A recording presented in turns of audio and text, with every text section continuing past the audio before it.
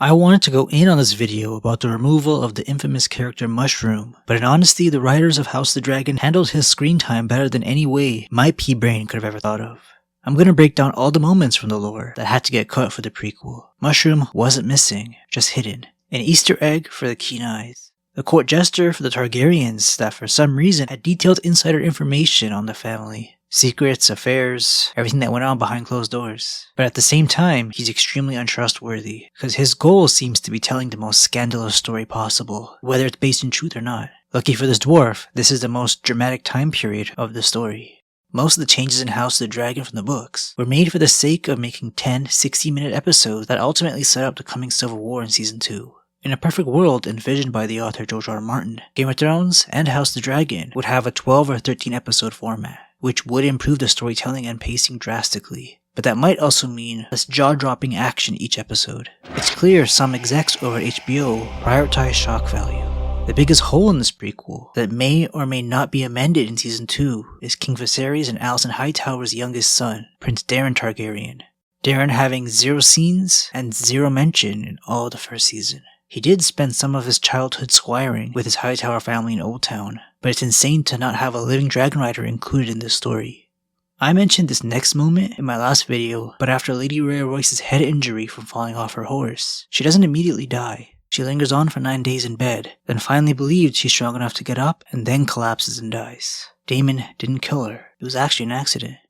In the 5th episode of House of the Dragon, Daemon hints at petitioning the ruler of the Vale for ownership of her family's castle runestone. This doesn't go anywhere, or maybe it does off-screen during a time skip, but the books do describe his interaction with Rhaenyra's cousin, Lady Jane Eyre. She tells Daemon that he is not welcome in the Vale, later on stating that he treated his first wife most cruelly. Lady Jane definitely won't be cut from the show in coming seasons, just this fun interaction with the Rogue Prince. Some characters that were completely scrapped were the daughters of Lord Lionel Strong that came to court together with the family. Lionel had 4 confirmed children, Harwin, Larys, and 2 unnamed daughters. Every one of them had a cozy place in court. The daughters that didn't make it to House of Dragon were Rhaenyra's handmaids, a fancy way of saying they were responsible for being her friend. Their brother Harwin got done dirty in the show. The actor did great with how little he was given, but this character is so important for this story. He's the real father of Rhaenyra's 3 strong boys, and he's supposed to be the strongest character, literally, of this era. His cutscene is character defining for him and to Criston Cole. In a tourney melee celebrating the marriage between Rhaenyra and Laenor Velaryon, Criston Cole was bloodthirsty. He killed Joffrey Lonmouth in the melee, and then went berserk on the strongest man in Westeros. Harwin left the melee defeated with a broken collarbone and his elbow shattered. Criston was Rhaenyra's sworn sword before this tourney, but afterwards it became Harwin, and they soon got to baby making. This tourney solidifies Criston as the most skilled fighter on Westeros. Harwin may have been beefier, and Daemon may have a dragon, but no one can touch Criston in a duel with his Morningstar. Criston is also more involved in convincing Aegon to usurp the throne away from his sister Rhaenyra. It was rumored by Mushroom, of all characters, that Criston found Aegon with a girl way too young to be messing with. Criston told Aegon that the princess must surely execute him and his brothers should she don the crown did Aegon waver. Whilst any true-born Targaryens yet lives, no strong can ever hope to sit on the Iron Throne, Cole said. Rhaenyra has no choice but to take your heads if she wishes her bastards to rule after her. It was this and only this that persuaded Aegon to accept the crown that the small council was offering him. Criston is nicknamed the Kingmaker in the lore. Next, one of the more memorable scenes of the first season was missing a little dragon action. When Daemon Velaryon claims Rhaenyra's children to be bastards and her a whore, his head is removed in the books, but Rhaenyra also has her dragon Syrax on cleanup duty, eating the noble's corpse. King Viserys may have only wanted his tongue in the show, but in the books, it's 5 other characters that lose their tongues for publicly making this treasonous claim. 5 more nephews of the sea snake, Corlys Velaryon, who are not happy to see their house taken over by strong bastards. Daemon never even made it to Viserys' court before Daemon found him and beheaded him. The 5 nephews are the ones that made the treasonous pleas to the king. They're remembered as the Silent 5, because you can't do much talking without your tongue. Some other missing characters? Little baby dragons for the Targaryen toddlers. Rhaenyra and Daemon's oldest blonde baby, Aegon, had a dragon egg placed in his cradle to expedite the dragon bonding process by his parents. We saw how excited Daemon gets at the prospect of his kid being a dragon rider in House of Dragon. Rhaena was neglected because her egg didn't hatch, and when Rhaenyra was pregnant, he was busy digging through Syrax's lair for some future dragons.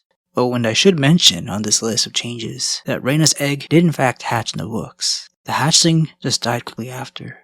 Little Aegon and little Viserys is aged down for the show. Aegon was written to be 9 at the start of the Civil War, with a young dragon named Stormcloud that wasn't big enough to be written yet. I don't see him having Stormcloud at all in the prequel, with how young they made him. How ridiculous would it be seeing a 3-year-old attempt to dragon ride? Helaena and Aegon's twins, Jaehaerys and Jaehaera, also had mini dragons. Jaehaerys had Shrykos, and Jaehaera had Morgul. Like the missing Darren, Helaena and Aegon's younger brother, so far Helaena and Aegon's youngest child is also MIA. His name is Maelor, and like Darren, is pretty important to just ignore or leave out. Everyone online likes to talk about the opening credit theme, pointing out they both exist in this world, but until they're mentioned or make it on screen, the credits don't mean nada. Grandpa Viserys became a fully fleshed out character in House of the Dragon, unlike the books, where he's only written to be a nice pushover who loved his daughter. Not a fleshed out character in the lore, but he was fat and fleshy. Leprosy plagued his health in the prequel. Too much roast beef did him in the books. By age 43, the king had grown quite stout. He no longer had a young man's vigor, and was afflicted by gout, aching joints, back pain, and a tightness in the chest that came and went, and oft left him red-faced and short of breath. That's not Paddy Considine's Viserys. I don't know if this counts as a change, but Mysaria, Daemon's paramour, is written to actually have been pregnant with his child. King Viserys was pissed that his shit-disturbing little brother picked out a dragon egg for his coming bastard, so decided to take the egg away from them and exile Mysaria, sending her back to Essos where she originally came from. I guess that's why her accent was so wonky. She lost her dragon riding privileges on the back of Caraxes, so had to take a ship. The boat ride from Westeros to Essos across the narrow sea is notoriously rocky, and Mysaria got caught in a storm. She miscarries, and the news travels to Daemon. This did affect the relationship between Daemon and Viserys. I say I don't know if this can be considered a change because the lore books are purposely vague with certain events. House the Dragon already had one too many on-screen failed births, so explain Mysaria's pregnancy as a hoax. This cool guy, Lord Commander Harold Westerling, is supposed to be long dead before the Civil War kicks off, but writers of the prequel liked him so much they kept this character around. But he's decided he'll play no role in this family's affair, but he's obviously Team Rhaenyra. He's so minor in the lore that his only mention is that Criston Cole succeeds him as Lord Commander of Viserys' Kingsguard. A very good change in my eyes. A similar situation happened with Laenor Velaryon. His lover for sure killed him in the books, unlike the fake out in House the Dragon. I can say this with certainty because, well, I won't say why, because spoilers, and no one likes spoilers. The writers wanted to keep Laenor around for some more action. Maybe they're just tired of killing everybody off. This last one may not sound like much, but I know it broke some nerds' hearts, not seeing more of Laena Velaryon. She was stripped to the point where she was barely a character, just a sea snake's daughter who Daemon married and had 2 girls with. I'm making it sound like she was a main player in the books, which she wasn't, but I did wish the friendship between Laena, Rhaenyra, and Daemon played out on screen. All 3 loved flying, but nowhere near as much as Laena. She loved being atop of Vhagar so much that when she knew her and her unborn child weren't going to survive labor, she dragged herself to her dragon for a last flight, but didn't make it off the ground, and Daemon had to carry her body back into the castle. This was changed to her ordering Vhagar to burn her up. To win Laena's hand in marriage, Daemon had to take her away from this former rich kid. That duel where Daemon won and killed the loser didn't make the cut. That's it guys, that's the list. See y'all later.